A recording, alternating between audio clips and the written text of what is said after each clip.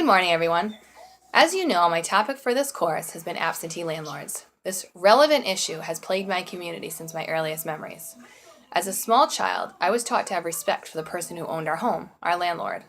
It was a dual respect for each other, something that has seemed to disappear over the course of time in our society. I chose to focus on absentee landlords because of several key news stories that have plagued my own community over the past 4 to 5 weeks. One story is so horrifying that I get goosebumps just thinking about it.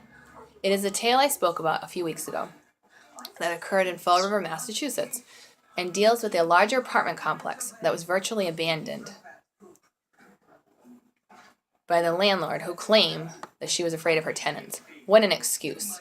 She allowed her tenants to live in squalor, surrounding themselves with shady characters, violent felons, drugs, prostitution, and more, not to mention the bedbugs, roaches, rats, and other unsanitary conditions that were commonplace in this building, until the city stepped in and condemned the property. This is an extremely sad situation in which a family of 9 was displaced due to the severe neglect of their landlord. Can you imagine living and paying to live in those conditions? Sadly, many individuals can't escape this system because they have no other choice or they can't afford anything better. In the present era of audience fragmentation, individual audience members increasingly choose what kind of news content they receive. Yet traditional news values often still govern how deeply a news story permeates a community, according to the Purdue Owl website. If we begin to look at bits and pieces of the above story, we may pigeonhole the individuals living in the situation as criminals, drifters. The major thing we fail to see is that someone is responsible for ensuring their safe housing, and that someone is an absentee landlord who lives miles and miles away and could care less about the tenants and the impact, negatively speaking, they have on the community at large. The home in question has been the center of many news stories and has been known in the community as a problem house/drug house. This brings up the question of the relevance to our community as a problem that makes this particular story of interest to the general public. I think it speaks to the heart of everyone in our community. It is a basic human interest story in which we see the conditions of everyone living around us.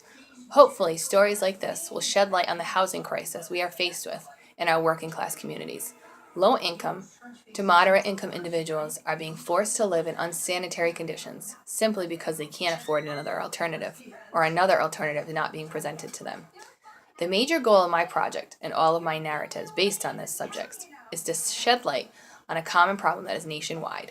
For a moment, just take a look at these websites once I'm finished reading. It is taken from a Chicago Tribune and is filled with articles about absentee landlords and other issues affecting tenants. Although one nice thing about this, there is actually an article on a landlord who turned himself around and helped his tenants.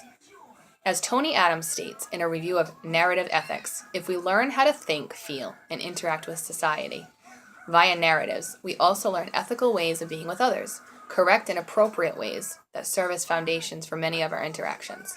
It is my hope that through this study, we become aware of the other and seek to help out our fellow man and not hinder their experience in our city. Here are some slideshows of the apartment in Fall River.